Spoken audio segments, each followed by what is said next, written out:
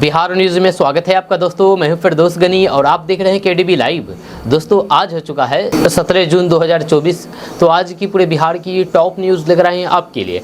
Video शुरू करने से पहले आपके लिए एक जरूरी सूचना यह है कि केडीबी लाइव का ऐप आ चुका है। आप केडीबी लाइव ऐप के माध्यम से पूरे बिहार की खबरों को देख सकते हैं। इस ऐप को इंस्टॉल करने के लिए आपको प्ले स्टोर में जाना है, वहाँ सर्च करना है केडीबी लाइव, आ जाएगा, उसको इंस्टॉल कीजिए और पूरे बिहार की खबरों को देखिए। तो चलिए चलते हैं आज की खबरों की ओर। दोस्तों प्रधानमंत्री नरेंद्र मोदी 19 जून को बिहार आ रहे हैं, जहां लोकसभा चुनाव में एनडीए को मिली सफलता के बाद पहला दौरा उनका होगा बिहार का। जहां आपको बता दूं कि लोकसभा चुनाव में एनडीए को मिले बहुमत के बाद प्रधानमंत्री नरेंद्र मोदी पहली बार बिहार आ रहे हैं। सूत्रों के अनुसार पीएम मोदी 19 जून को नालंदा पहुंचेंगे, जहाँ प्रधानमंत्री नालंदा यूनिवर्सिटी के एक विशेष कार्यक्रम में हिस्सा लेंगे, जहाँ वे यूनिवर्सिटी के छात्रों और फिर शिक्षकों को संबोधित करेंगे। 4 जून को लोकसभा चुनाव के नतीजे आने के बाद भाजपा 240 सीटों के साथ सबसे बड़ी पार्टी के रूप में उभरी है। जब बहुमत के 272 के आंकड़ों को छूने में भले ही भाजपा पीछे रह गई हो, लेकिन एनडीए के अन्य घटक दलों की मदद से नरेंद्र मोदी तीसरी बार सरकार बनाने में सफल हो गए। इस बार लोकसभा चुनाव के दौरान भी पीएम मोदी ने बिहार का रिकॉर्ड दौरा किया। उन्होंने 8 चरणों के चुनाव के दौरान बिहार के कई लोकसभा सीटों पर चुनाव प्रचार किया। वहीं पर पटना में रोड शो भी किया। हालांकि लोकसभा चुनाव परिणाम भाजपा के उम्मीदों के अनुरूप नहीं रहा। ऐसे में 19 जून को नालंदा आने पर यह तय कार्यक्रम के अनुसार प्रधानमंत्री सुबह 10 बजे विशेष विमान से गया हवाई अड्डा पर उतरेंगे। वहां से हेलीकॉप्टर द्वारा यूनिवर्सिटी के लिए रवाना हो जाएंगे। यूनिवर्सिटी कैंपस में बने हेलीपैड पर पीएम का हेलीकॉप्टर उतरेगा। यहाँ वे कार्यक्रम में शामिल होंगे और फिर अपने संबोधन में उपस्थित छात्रों और फिर शिक्षकों को प्रेरित करेंगे। इस कार्यक्रम के बाद प्रधानमंत्री फिर से गया जाएंगे और वहाँ से विमान द्वारा दिल्ली के लिए रवाना हो जाएंगे। दोस्तों सूक्ष्म लघु उद्योग, जो कि जीतन राम मांझी इसके मंत्री हैं, अब सूक्ष्म लघु उद्योग बेरोजगारों की नाव को पार लगाएंगे। जी हाँ, आपको बता दो कि युवाओं में बेरोजगारी की समस्या से निपटना केंद्र सरकार के लिए सबसे बड़ी चुनौती है। जहाँ केंद्र सरकार इससे निपटने के लिए युवाओं के द्वारा नए सूक्ष्म लघु या फिर उद्योगों को स्थापित करने को बढ़ावा दे सकती है। यह इसके लिए जुलाई माह में पेश किए जाने वाले बजट में विशेष प्रावधान किए जा सकते हैं। यूपी और फिर बिहार जैसे पिछड़े राज्यों में बेरोजगारी दूर करने के लिए सरकार इस योजना के अंतर्गत विशेष प्रयास कर सकती है। इसके पहले भी केंद्र सरकार स्टार्टअप इंडिया, स्किल इंडिया के द्वारा इसे बढ़ावा दे रही थी। अब इसे नए तरीके से दोबारा बढ़ावा दिया जा सकता है। केंद्र सूक्ष्म लघु एवं मध्यम उद्योग मंत्री जीतन राम मांझी ने शुक्रवार को कहा कि उनके गृह राज्य बिहार के साथ साथ पूरे देश के युवाओं को रोजगार उपलब्ध कराना सरकार की पहली प्राथमिकता है। यह सूक्ष्म लघु एवं मध्यम हमारे देश की अर्थव्यवस्था के प्राण रहे हैं। यह सरकार इसे बढ़ावा देकर के एक बार फिर से इसे विकास का इंजन बनाना चाहती है। उन्होंने कहा कि छोटे और फिर मंझोले उद्योग के क्षेत्र में बेहतर कार्य करके देश भर के युवाओं को रोजगार मुहैया कराना उनकी प्राथमिकता है। जहां बिहार के पूर्व मुख्यमंत्री जीतन राम मांझी ने कहा है कि प्रधानमंत्री नरेंद्र मोदी ने देश की सबसे पिछड़ी जातियों के उत्थान के लिए विशेष योजना बनाई है। जब प्रधानमंत्री विश्वकर्मा योजना के जरिए दर्जनों जातियों के युवाओं को अपने पारंपरिक व्यवसाय को एक उद्योग का रूप देने का अवसर प्रदान किया गया है। सरकार इस योजना के जरिए इन युवाओं को और ज्यादा अवसर उपलब्ध कराने पर विचार कर रही है। दोस्तों बात करेंगे सेहत की, तो आपको बता दो कि बहुत सारे लोगों का पेट बाहर निकल जाता है। खास करके जो चावल खाने वाले लोग हैं उनका पेट बाहर निकल जाता है। लेकिन हम आपको बताएंगे कि कैसे आपका पेट बाहर नहीं निकले और खाना भी आप खूब जम करके खाएं। तो आपको बता दो कि आज के समय में लोगों की लाइफस्टाइल और खान पान ऐसा हो गया है जिसका असर आपके शरीर के सभी हिस्सों पर पड़ता है। जब खास तौर से आज के समय में लोग मोटापे की चपेट में आ रहे हैं। जब बढ़ता वजन न सिर्फ आपके लुक और फिर कॉन्फिडेंस को प्रभावित कर सकता है, बल्कि ये आपको कई बीमारियों की चपेट में भी ला सकता है। कई लोग डाइटिंग और फिर एक्सरसाइज से वजन को कम करते हैं, लेकिन शरीर का एक पार्ट जिसे स्लिम फिट करने के लिए बहुत मेहनत करनी पड़ती है, वो है पेट पर जमा चर्बी। जब पेट के पास जमा फैट कम करना बेहद मुश्किल होता है। जब ऑफिस में घंटों बैठ करके एक ही जगह पर काम करने की वजह से भी पेट निकलने लग जाता है। इसलिए आपको इस बात का ध्यान देना है और उन आदतों से दूरी बनानी है जो पेट निकलने की वजह बनती है। साथ ही ऐसी चीजों को अपनाना है जो इस समस्या को आने से रोक सके। अभी हम आपको बताएंगे कि आप खाना खाने के बाद बस 10 मिनट का टाइम निकाल करके एक काम कर लें। ऐसा करने से न तो आपका पेट बाहर निकलेगा, या इसके साथ ही ये आपको वजन में कंट्रोल करने में भी मदद कर सकता है। तो आइए जानते हैं इसके बारे में आखिर ये चीज़ है क्या। आपको बता दूं कि अगर आप अपने खाना खाने के बाद 10 मिनट का टाइम निकाल करके वॉक करते हैं तो ऐसा करने से आपका खाना अच्छे से डाइजेस्ट होगा और इसके साथ ही पेट के बाहर निकलने वाली समस्या से भी राहत मिल सकती है। खाना खाने के बाद की गई वॉक आपके मेटाबॉलिज्म को बूस्ट करने में मदद करती है, जो कि वेट लॉस के लिए भी फायदेमंद है। तो ऐसे में अगर आप खाना खाने के बाद 10 मिनट थोड़ा घूम लेते हैं, टहल लेते हैं, तो आपको इससे काफ़ी ज़्यादा लाभ मिलेगा और आपका पेट भी बाहर नहीं निकलेगा। एक बड़ी खबर सामने आई है अग्निवीर योजना को लेकर कि अब अग्निवीर योजना 4 साल की नहीं बल्कि 7 साल की हो गए हैं। यानी कि अग्निवीर में के तहत जो बहाल होते हैं जो जवान, वे 4 साल की नौकरी में रिटायर नहीं होंगे बल्कि 7 साल वे जॉब कर सकते हैं। और साथ ही साथ 60% युवाओं को, जवानों को परमानेंट नौकरी दी जाएगी। आपको बता दूं कि केंद्र की मोदी सरकार ने अग्निवीर योजना के नाम बदलने के साथ साथ इसकी समय सीमा भी बढ़ा दी है। जैसे सूत्रों के अनुसार अब अग्निवीर योजना का नाम बदल करके सैनिक सम्मान स्कीम कर दिया जाएगा। जहाँ अग्निवीर नहीं बल्कि सैनिक सम्मान स्कीम। अब अग्निवीरों की नौकरी 4 साल से बढ़ करके 7 साल हो जाएगी। साथ ही उनकी एक मुश्त सैलरी में भी बढ़ोतरी होगी। आपको बता दें कि फरवरी 2024 के बाद अग्निवीर योजना के तहत भर्ती हुए सैनिकों को सैनिक सम्मान स्कीम का लाभ मिलेगा। यह सूत्रों का कहना है कि केंद्रीय रक्षा मंत्री राजनाथ सिंह 23 जून को इस स्कीम की शुरुआत आधिकारिक घोषणा करेंगे। जहाँ सैनिक सम्मान स्कीम के तहत अब अग्निवीर सेना में 7 साल तक नौकरी करेंगे और उन्हें 22 लाख की जगह 41 लाख रुपए दिए जाएंगे। अब उनकी ट्रेनिंग 22 हफ्ते की जगह 42 हफ्ते तक होगी या 30 दिन की छुट्टी बढ़ करके 45 दिन हो जाएगी। अग्निवीरों को 7 साल की नौकरी के बाद केंद्रीय भर्तियों में 15% की छूट मिलेगी। साथ ही अब 25% की जगह 60% जवान परमानेंट होंगे, यानी कि 60% सैनिकों को सेना में अस्थायी नौकरी मिलेगी। डेट पर 50 लाख की जगह अब 75 लाख रुपए मिलेंगे। जहाँ आपको बता दूं कि शुरुआत से ही अग्निवीर योजना का विरोध हो रहा है। जहाँ लोकसभा चुनाव के दौरान विपक्ष ने अग्निवीर योजना को बड़ा मुद्दा बनाया था और इसका जम करके विरोध किया था। केंद्र में तीसरी बार एनडीए की सरकार आने के बाद अग्निवीर योजना की फिर से समीक्षा की जा रही है। जहाँ साथ ही साथ एनडीए के घटक दलों ने इस स्कीम की समीक्षा करने की मांग की है। दोस्तों, बिहार में विधानसभा चुनाव से पहले बम्पर बहाली होने वाली है। आपको बता दूं कि 4,72,000 पदों पर बहाली होगी। नीतीश सरकार बहाल करेंगे। जब बिहार के बेरोजगार युवाओं के लिए नीतीश सरकार जल्द ही बम्पर बहाली निकालने वाली है। जब बिहार के अलग अलग सरकारी विभागों में 4,72,976 पद खाली हैं। इन पदों पर जल्द ही नियुक्ति की प्रक्रिया शुरू होगी। जब बताया जा रहा है कि साल 2022 में होने वाले विधानसभा चुनाव से पहले इन सभी पदों को भर दिया जाएगा। जब सबसे ज्यादा वैकेंसी शिक्षा विभाग और स्वास्थ्य विभाग में निकाली जाएगी। आपको बता दें कि मुख्यमंत्री नीतीश कुमार 2025 चुनाव से पहले 10 लाख लोगों को सरकारी नौकरी देने का वादा पूरा करने की बात कई बार कह चुके हैं। शनिवार को मिली सूचना के अनुसार लोकसभा चुनाव से पहले बिहार की नीतीश सरकार ने सभी विभागों से खाली पड़े पदों की जानकारी मांगी थी। जब विभाग ने सामान्य प्रशासन विभाग को खाली पड़े पदों की जानकारी उपलब्ध करा दी है। जब बिहार के सभी सरकारी विभागों में पदों की रिक्तियों के अनुसार करीब विभिन्न जगहों पर लगभग 4.25 लाख पद खाली है। इसमें अस्थायी और अस्थायी दोनों तरह के पद शामिल है। जब बिहार में सबसे ज्यादा शिक्षा विभाग में पद खाली है, यहाँ पर 2 लाख से ज्यादा पद खाली है। जहाँ इसके बाद स्वास्थ्य विभाग में भी 65,000 से ज्यादा पदों पर को भराया जाएगा। इसके अलावा गृह, ऊर्जा, ग्रामीण विकास, जल संसाधन, परिवहन, राजस्व एवं भूमि सुधार, श्रम संसाधन समेत अन्य कुल 45 विभागों में बहाल की जाएगी। जहाँ सभी विभागों की ओर से अलग अलग रिक्तियां निकाल करके ये पद भरे जाएंगे। ऐसे में बिहार के बेरोजगार युवाओं को आने वाले समय में बड़े पैमाने पर सरकारी नौकरी का मौका मिल सकता है। कभी भी एनडीए सरकार गिर सकती है, कभी भी मोदी सत्ता से हट सकते हैं, मोदी प्रधानमंत्री से कभी भी बाहर जा सकते हैं, क्योंकि एनडीए काफी ज्यादा कमजोर है। और ये कहना मेरा नहीं है, ये कहना है कांग्रेस के राष्ट्रीय अध्यक्ष मल्लिकार्जुन खड़गे का। जब मल्लिकार्जुन खड़गे के इस बयान पर बवाल मच गया है, इधर जेडीयू ने भी जोरदार पलटवार किया है। आपको बता दें कि लोकसभा चुनाव के रिजल्ट आने के बाद कांग्रेस के हौसले काफी ज्यादा मजबूत हो चुके हैं। भले ही एनडीए गठबंधन की सरकार बना ली हो, मगर INDIA गठबंधन 234 सीटें जीतने में कामयाब रही। जब भाजपा को नीतीश कुमार की जेडीयू और फिर चंद्रबाबू नायडू की टीडीपी के सहारे सरकार चलानी पड़ रही है। इसी बीच कांग्रेस के राष्ट्रीय अध्यक्ष मल्लिकार्जुन खड़गे ने मोदी सरकार और भाजपा पर निशाना साधा है। समाचार एजेंसी ANI से बात करते हुए मल्लिकार्जुन खड़गे ने कहा कि एनडीए की सरकार कभी भी गिर सकती है। उन्होंने कहा कि एनडीए सरकार गलती से बनी है, जब मोदी जी के पास जनादेश नहीं है। ये अल्पमत की सरकार है, ये सरकार कभी भी गिर सकती है। जहाँ हम चाहते हैं कि ये चलती रहे, देश के लिए अच्छा हो। जब खड़गे ने आगे कहा कि हमें देश को मजबूत बनाने के लिए मिल करके काम करना चाहिए, लेकिन हमारे प्रधानमंत्री की आदत है कि वे किसी चीज को चलने नहीं देते हैं, लेकिन हम देश को मजबूत बनाने के लिए सहयोग करेंगे। मल्लिकार्जुन खड़गे की इस बयान पर जेडीयू MLC नीरज कुमार ने जवाब दिया है। उन्होंने PV नरसिम्हा राव और फिर मनमोहन सिंह की कांग्रेस के नेतृत्व वाली सरकार के स्कोर कार्ड के बारे में पूछा। उन्होंने पूछा है कि क्या खड़गे कांग्रेस की विरासत से अनभिज्ञ हैं। नीरज ने कहा है कि कांग्रेस अब 99 के चक्कर में फंस गई है। आपको बता दें कि लोकसभा चुनाव में भाजपा 240 सीटें जीतने में कामयाब रही, वहीं पर कांग्रेस 99 सीटों पर जीत दर्ज की है। हालांकि रिजल्ट सामने आने के 2 दिन बाद एक निर्दलीय सांसद कांग्रेस में शामिल हो गए।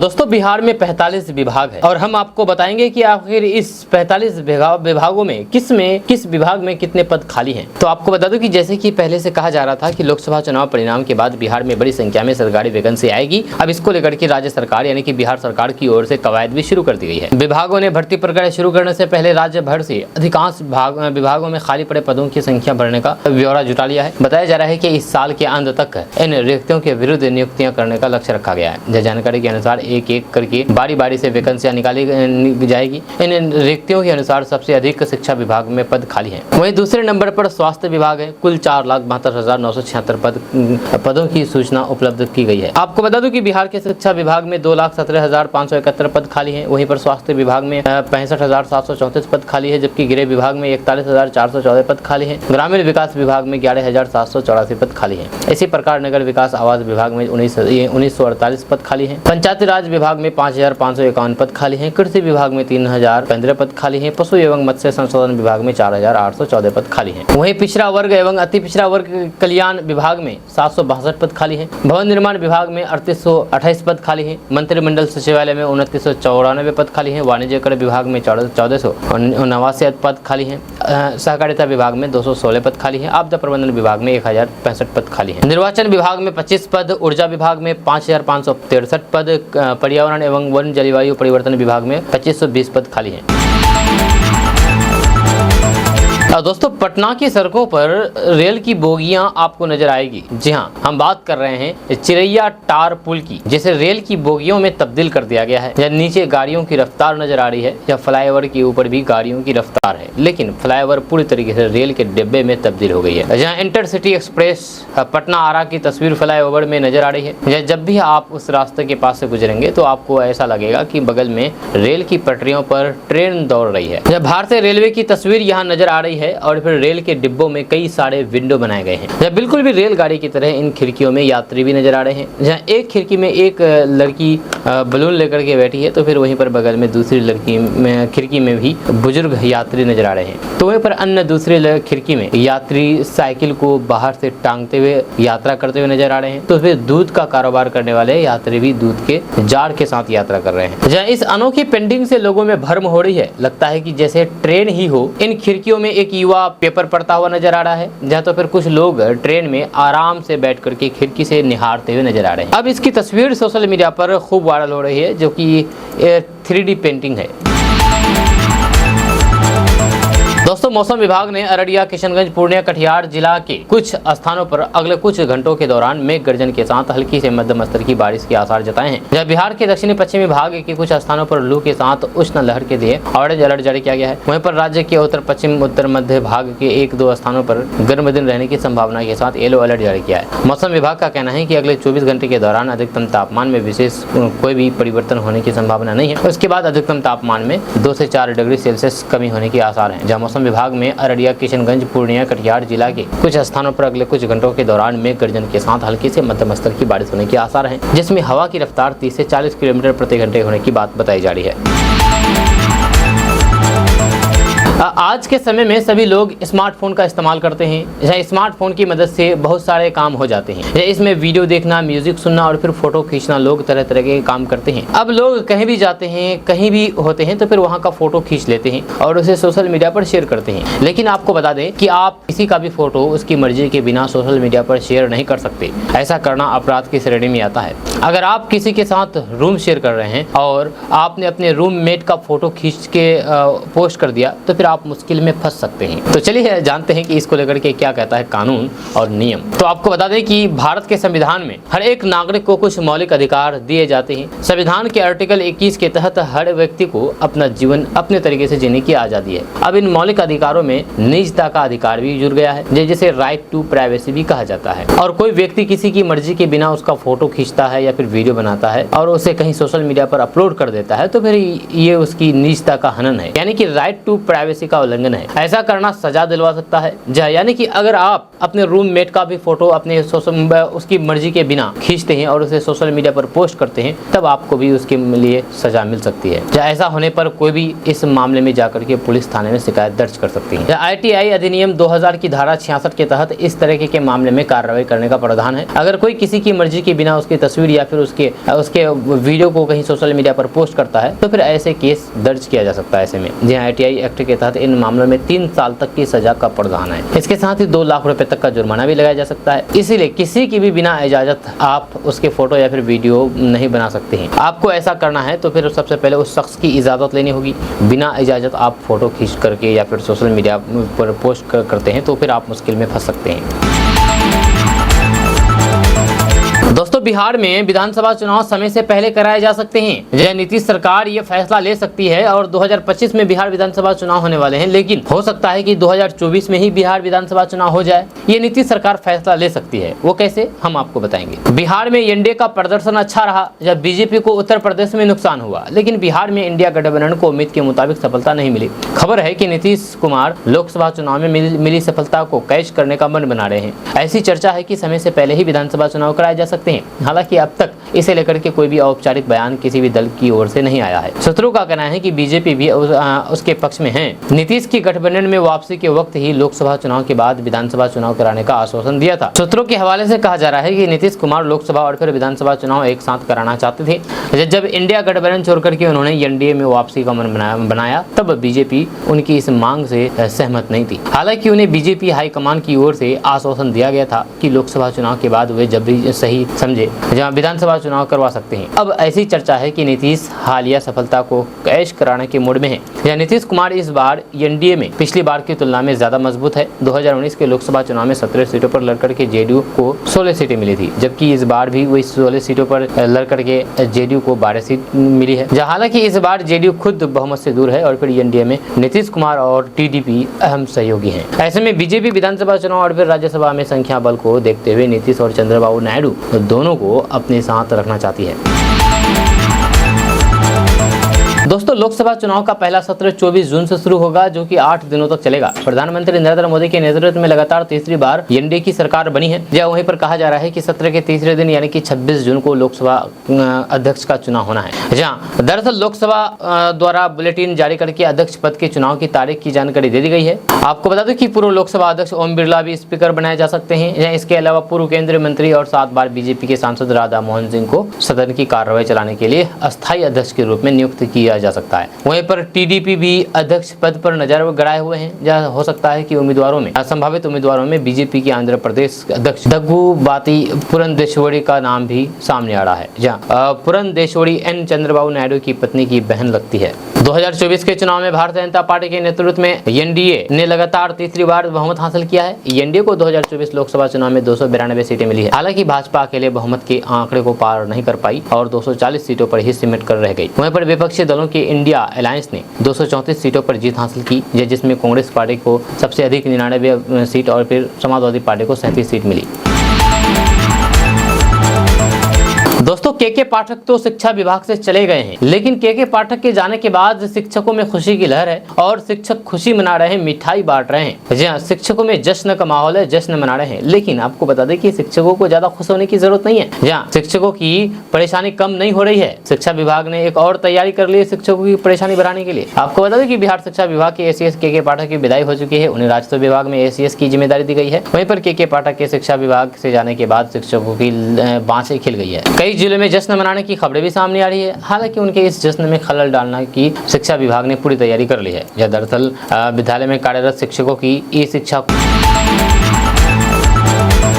देश के आधे हिस्से में मानसून पहुंच गया है, लेकिन आधे हिस्से में रहने वाली आबादी फिलहाल मानसून की बारिश की राह देख रही है। देश के पूर्वोत्तर राज्यों में अपना मानसून रूप दिखा रहा है, जिस वजह से इन इलाकों में जमकर की बारिश हो रही है। जब मौसम विभाग के मुताबिक अगले 4 से 5 दिनों के दौरान उप हिमालय, पश्चिम बंगाल, सिक्किम और फिर पूर्वोत्तर भारत में भारी से बहुत भारी बारिश होने की संभावना है। वहीं पर देश के मैदानी इलाकों के बारे में बात करें तो अगले 4 से 5 दिनों के दौरान भारत के उत्तरी भागों में लू की मार झेलने जारी रहने की संभावना है। इसके बाद मौसम में नरमी देखने को मिलेगी। मिलेगी। कल उत्तर प्रदेश और दिल्ली के कुछ स्थानों पर के साथ साथ झारखंड, बिहार और पश्चिम बंगाल के कुछ भागों में लू की भीषण स्थिति देखी गई। ओडिशा और फिर गंगतीय पश्चिम बंगाल में भी गर्मी का सितम जारी रहा। बिहार के पूर्व उप मुख्यमंत्री राजद नेता तेजस्वी यादव के बयान पर केंद्रीय मंत्री जीतन राम मांझी ने शुक्रवार को कहा कि जो सरकार 2005 से पहले रही है उन्हें कानून व्यवस्था पर कुछ भी कहने का अधिकार नहीं है। उन्होंने यह भी कहा कि 2005 से पहले का जो जंगल राज था उसे याद करके सब लोगों के रोंगटे खड़े हो जाते हैं। या उस समय कार्रवाई की जगह मुख्यमंत्री आवास में समझौता किया जाता था, लेकिन आज वैसा नहीं है। आज घटनाएं घटती है लेकिन त्वरित कार्रवाई करते हुए न्याय किया जाता है। तेजस्वी यादव के बयान पर भड़कते हुए केंद्रीय मंत्री जीतन राम मांझी ने कहा, मीडिया से बात करते हुए कहा कि वे लोग तो थेतराई करते ही। लालू प्रसाद यादव और फिर तेजस्वी यादव की महागठबंधन सरकार जो 2005 से पहले रही है उनको लॉ एंड ऑर्डर पर बात करने का अधिकार नहीं है, कोई वजह नहीं है। यहाँ जो वारदातें हो रही है उन पर कार्रवाई हो रही है। लेकिन उस समय तो फिर कार्रवाई नहीं होती थी, बल्कि सीएम हाउस में नेगोशिएशन यानी कि मोल भाव होता था। आज वैसा नहीं हो रहा है, इसलिए तेजस्वी यादव कुछ कहे तो फिर वे थेतराई करते हैं। 2005 के पहले का जो लॉ एंड ऑर्डर था, जंगल राज था, जब उस चीज को याद करते हैं तो फिर सब लोगों का रोआ कांप जाता है। अभी वह स्थिति आने का सवाल ही नहीं उठता है। ऐसी एजेंसियां बनी हैं, छिटपुट घटनाएं होती रहती है। घटनाएं एक बात है, लेकिन उन पर त्वरित कार्रवाई होना दूसरी बात है। आज कोई भी घटना होती है तो फिर उस पर त्वरित और उचित कार्रवाई होती है। ऐसे में लॉ एंड ऑर्डर की स्थिति बहुत खराब, ऐसा नहीं कहा जा सकता है। दोस्तों, सच ही कहा है किसी ने कि भला करने वालों को आज के कलयुगी समय में और परेशानियों का ही सामना करना पड़ता है। यानी कि पहले कहते थे कि भला कर तो भला होगा, बुरा करेगा तो बुरा होगा, लेकिन अब ऐसा नहीं है। अब भला करेगा तो बुरा होगा, बुरा करेगा तो भला होगा, इस तरह की कहानी सामने आ गई है। दरअसल मामला भागलपुर जिला से सामने आया है। यहाँ पर एक युवक ने परेशानी के समय में कर्ज दिया। जब उस कर्ज के पैसे मांगने लगे तो फिर कर्जदार ने पहले तो जम करके गाली गलौज किया, फिर थूक चटवाया और उसके बाद जम करके धुनाई कर दी। जी हाँ, इसको कहते हैं भला कर बुरा होगा, बुरा कर भला होगा। यह मामला भागलपुर जिला के हबीबपुर थाना क्षेत्र का है। अनिल कुमार दास जो शाहजहांगी नौटोला हबीबपुर के रहने वाले हैं, उन्होंने बताया है कि सतीश कुमार ठाकुर ने 1,35,000 रुपए मेरे से कर्ज के तौर पर लिया और उन्होंने 1 महीने में लौटा देने की बात कही थी। जब मैं उनसे अपना पैसा वापस मांगने गया तो फिर वे पहले तो गाली गलौज करना शुरू कर दिया, फिर मुझे रूम में बंद करके काफी पीटा, उसके बाद मुझे जबरदस्ती ठूक चतवाया और ये भी चेतावनी देकर के मुझे छोड़ दी कि तुम्हें जो करना है कर लो, मैं तुम्हारा पैसा नहीं लौटाऊंगा। साथ ही उन्होंने कहा है कि अब मुझे न्याय चाहिए। जब मैंने उसको लेकर के हबीबपुर थाने में आवेदन दिया है, लेकिन अभी तक इस पर कोई भी सुनवाई नहीं हो पाई है। मैं राजद की प्रत्याशी के रूप में रुपौली विधानसभा उपचुनाव लड़ूंगी, लोगों की बातों पर जाना बेकार है। ये बातें मैं नहीं कह रहा हूँ, ये बातें पूर्णिया से बीमा भारती कही है। जब पूर्णिया के पूर्व विधायक बीमा भारती ने कही है। उन्होंने कहा है कि क्षेत्र में क्या क्या अटकलें लगाई जा रही है उससे उन्हें कोई मतलब नहीं है। जब वे राजद की सिपाही है, राजद के टिकट पर ही रुपौली विधानसभा से उपचुनाव लड़ेंगी। ये पूछने पर कि ये सीट पिछले विधानसभा चुनाव में सीपीआई के पास थी, सीपीआई के कार्यकर्ता कह रहे हैं कि यहाँ महागठबंधन से सीपीआई का ही प्रत्याशी चुनाव लड़ेगा। इस बात पर उन्होंने कहा कि ऐसा कुछ नहीं है, यहाँ राजद का ही प्रत्याशी होगा तथा राजद के प्रत्याशी के रूप में वह चुनाव लड़ेगी। ये भी पूछने पर की चर्चा है कि आरजेडी की सीट नहीं होने तथा सीपीआई की सीट हो जाने पर यहाँ से उनके पति अवधेश मंडल या फिर उनकी पुत्री रानी भारती स्वतंत्र रूप से चुनावी मैदान में उतरेगी। तो उन्होंने इन सभी बातों को खारिज करते हुए कहा कि कौन क्या बोलता है उससे मतलब नहीं है। जब वह कहती है कि ऐसी कोई भी बात नहीं है, जब उनके अलावा कोई चुनाव नहीं लड़ेगा। जब बीमा भारती के द्वारा कही गई बातों से इतना तो स्पष्ट हो गया है कि वह राजद से चुनाव लड़ने जा रही है, जब बाकी सभी बातें अफवाह है। वैसे राजनीति में कुछ भी कहा नहीं जा सकता है, कब क्या हो जाए, किधर कौन सा पासा पलट जाएगा कहना मुश्किल है। दोस्तों, प्रशांत किशोर ने कहा है कि किसी किसान के परिवार में बेटी की शादी करनी हो या फिर कोई बीमार पड़ जाए तो 1-2 कट्ठा जमीन बेचे बगैर उपाय नहीं है। या आपके बच्चों के पास पढ़ लिख करके नौकरी पाने का उपाय नहीं है, या खेती से कमाई का रास्ता नहीं है। एक रास्ता और बचा है, अगर आपके पास पूंजी होती तो फिर 4 भैंस जरूर पाल सकते थे। उन्होंने कहा है कि आप लोग कोई किराना की दुकान खोल लेते, कोई सीमेंट बालू का व्यापार कर लेते, वे आप क्यों नहीं कर पाए? जब इसलिए नहीं कर पाए क्योंकि नेताओं ने बात करने के लिए, जात और खाने के लिए भात साथ दिया है। यह नेताओं ने शिक्षा और रोजगार नहीं दिया। गरीबी खत्म होगी तब युवाओं महिलाओं को सरकार कर्ज दे ताकि वे रोजगार कर सके। प्रशांत किशोर ने बिहार की गरीबी का जिक्र करते हुए कहा कि कम या फिर ज्यादा सब काम कर रहे हैं, लेकिन आपकी गरीबी खत्म नहीं हुई है। जब गरीबी खत्म तब होगी जब आपके बच्चे के पढ़ने की व्यवस्था हो। गरीबी खत्म तब होगी जब यहाँ के भूमिहीनों को जमीन मिले। गरीबी तब खत्म होगी जब यहाँ के युवाओं को महिलाओं को सरकार कर्ज दे ताकि घर घर रोजी रोजगार कर सके। दोस्तों, किशनगंज लोकसभा सीट पर जेडीयू को मिली करारी हार के बाद शनिवार को पार्टी कार्यालय में समीक्षा बैठक का आयोजन किया गया। इस दौरान पार्टी को मिले वोट की समीक्षा बूथवार तरीके से की गई। जेडीयू नेता बुलंद अख्तर हाशमी ने बताया है कि लोकसभा चुनाव में मिली करारी हार के बाद आज समीक्षा की जा रही है और पार्टी नेतृत्व को समीक्षा के बाद जानकारी भेजी जाएगी। वहीं जेडीयू के पूर्व प्रत्याशी मास्टर मुजाहिद आलम ने कहा कि भीतरघाट के कारण मेरी हार हुई है। उन्होंने कहा कि भाजपा नेता सिकंदर सिंह का ऑडियो वायरल हुआ, इसमें साफ पता चलता है कि कैसे उन्होंने लोगों को तीर छाप पर वोट नहीं देने की बात कही। जेडीयू नेता मुजाहिद आलम ने कहा कि पार्टी नेतृत्व को जानकारी दी गई है। दोस्तों, पूर्णिया से नवनिर्वाचित सांसद पप्पू यादव शहर के बिगड़े सिस्टम को सुधारने में भिड़ गए हैं। वे कभी आधी रात को अस्पताल का निरीक्षण करते हैं, औचक निरीक्षण करते हैं, कभी सरकारी दफ्तर के औचक निरीक्षण पर पहुंच जाते हैं। शनिवार को भी कुछ ऐसा ही हुआ। वे एकाएक बस स्टैंड के औचक निरीक्षण करने के लिए पहुंच गए। जी हाँ, उनके निरीक्षण से बस स्टैंड संचालकों में हरकंप मच गया। बस स्टैंड की बदहाली देख करके सांसद पप्पू यादव ने नाराजगी जताई। जल जमाव, गंदगी और फिर बस स्टैंड में फैली अव्यवस्था को देख करके सांसद पप्पू यादव ने डीडीसी को कॉल किया। नाराजगी जताते हुए जल्द से जल्द सिस्टम में सुधार लाने का निर्देश दिया। सांसद पप्पू यादव ने पूरे बस स्टैंड का भ्रमण किया, बस यात्रियों और वहां के कर्मियों से मिलकर के उनकी समस्याएं जानी। जल्द से जल्द उन्हें दूर करने का भी भरोसा दिया है। इस दौरान बस यात्रियों में नवनिर्वाचित सांसद संग सेल्फी लेने की होड़ लगी रही। जब निरीक्षण के दौरान वे बस स्टैंड के एक दुकान में भी गए और कोल्ड ड्रिंक पी। जब मीडिया से बात करते हुए सांसद पप्पू यादव ने कहा कि इससे पहले बस स्टैंड की ऐसी नारकीय स्थिति मैंने पहले कभी नहीं देखी है। ये कोई बस स्टैंड है या फिर सुअर खाना? यहाँ आम आदमी रह सकता है क्या? ये कैसी जिंदगी है? जिसका इस बस स्टैंड के पास घर है उसकी जिंदगी कैसी होगी? वह किस जाप में जी रहा होगा? ऐसा कब तक चलेगा? बस स्टैंड को करोड़ों का राजस्व आता है, फिर भी ये स्थिति बिना बारिश के जल जमाव की स्थिति है। जब बस स्टैंड में नाले का पानी बह रहा है, चारों तरफ गंदगी का अंबार लगा हुआ है, दुर्गंध से यात्री, बस चालकों, स्टैंड के कर्मियों का जीना मुहाल है। रात में बस स्टैंड में अंधेरा पसरा रहता है, जब जुआरियों और फिर नशेड़ियों का अड्डा रहता है। जब बस स्टैंड की व्यवस्थाएं सुधारें, इसे बिहार में नंबर 1 पर लाना मेरी प्राथमिकता है। मैं यहाँ के बिगड़े सिस्टम को सुधारूंगा। मेरी चुनौती ऐसे लोगों को है जो बस स्टैंड के विकास में बाधा बन रहे हैं। जहाँ उनकी सीधी लड़ाई अब पप्पू यादव से होगी। खबर बिहार के सहरसा से सामने आई है। सहरसा में एक नाबालिग लड़की का अपहरण करके विकलांग लड़के से शादी करवाने का मामला सामने आया है। इस मामले को लेकर के लड़की के परिजन ने डरहाड़ा ओपी में आवेदन देकर के न्याय की गुहार लगाई है। जब पुलिस लड़की को बरामद करके आगे की कार्रवाई में जुटी हुई है। मिल रही जानकारी के अनुसार बीते 8 जून की रात को कुछ लोगों ने नाबालिग लड़की का अपहरण करके हाटी गाँव से कर लिया और फिर लड़का को सुपुर्द कर दिया। उसके बाद बीमार पिता ने थाने में आवेदन देकर के कार्रवाई की मांग की है।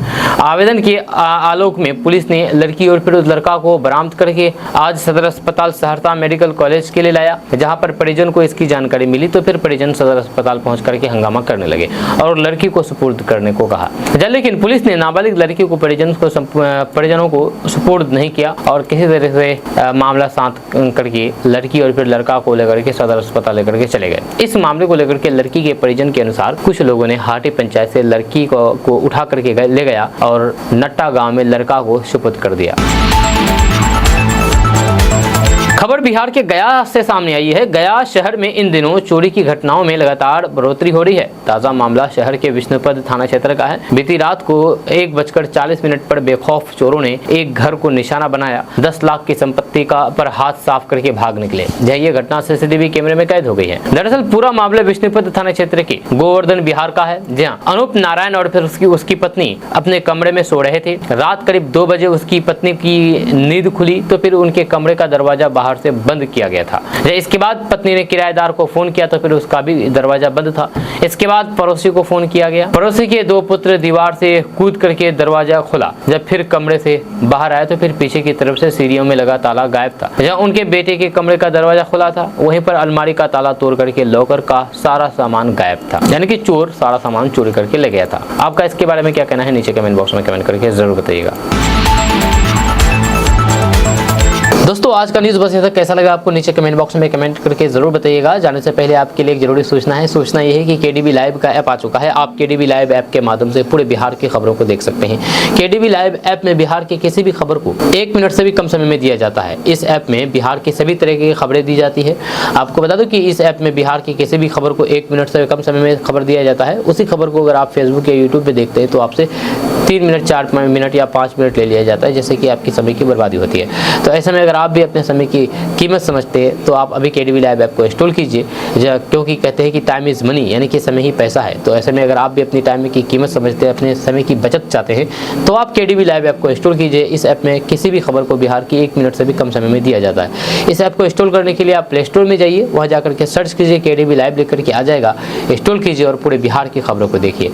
साथ ही साथ आपको बता दूं कि इस ऐप में आप खुद से भी खबर को पोस्ट कर सकते हैं, यानी कि दूसरे की खबर को देख भी सकते हैं और खुद से खबर को पोस्ट भी कर सकते हैं। आपको बता दूं कि इस ऐप में खबर को पोस्ट करने के लिए आपको पहले अपना अकाउंट बनाना होगा। जहां अगर आप ऐप को इंस्टॉल करते हैं तो आप इंस्टॉल करने के बाद इस ऐप में अपना अकाउंट जरूर बना लें। अकाउंट बनाना बहुत सिंपल है। आप अपना मोबाइल नंबर दर्ज करेंगे, उसके बाद आपके पास OTP आएगा, OTP वेरीफाई कर लेंगे, फिर अपना फ़ोटो और नाम देकर के अपना अकाउंट बड़े ही आसानी से बना सकते हैं। अपना अकाउंट बनाने के बाद आप खुद से खबर को पोस्ट कर सकते हैं, चाहे वीडियो के द्वारा हो या फिर टेक्स्ट के द्वारा हो। किसी भी फॉर्मेट में आप वीडियो पोस्ट कर सकते हैं और शॉर्ट वीडियो फॉर्मेट में भी वीडियो पोस्ट कर सकते हैं। साथ ही साथ इस ऐप में आप एक दूसरे को फॉलो कर सकते हैं, एक दूसरे को लाइक कर सकते हैं वीडियो में और कमेंट कर सकते हैं। यही नहीं, आप इस ऐप में मैसेज भी कर सकते हैं। जब मैसेज का भी सिस्टम दिया गया है, किसी भी व्यक्ति को आप मैसेज कर सकते हैं। साथ ही साथ आप इस ऐप में हर तरह की खबरें देख सकते हैं, बिहार से जुड़ी हुई और आपके लोकल से भी जुड़ी हुई खबरें देख सकते हैं। आपके जिला की खबर और पूरे बिहार लेवल की खबर, वो भी बहुत कम समय में। तो ऐसे में इस ऐप को इंस्टॉल करना बिल्कुल नहीं भूलिएगा। जाइए प्ले स्टोर पर सर्च कीजिए, केडीबी लाइव लिख करके आ जाएगा, उसको इंस्टॉल कीजिए और पूरे बिहार की खबरों को देखिए। मिलते हैं नेक्स्ट वीडियो के साथ, तब तक के लिए जय हिंद, जय बिहार।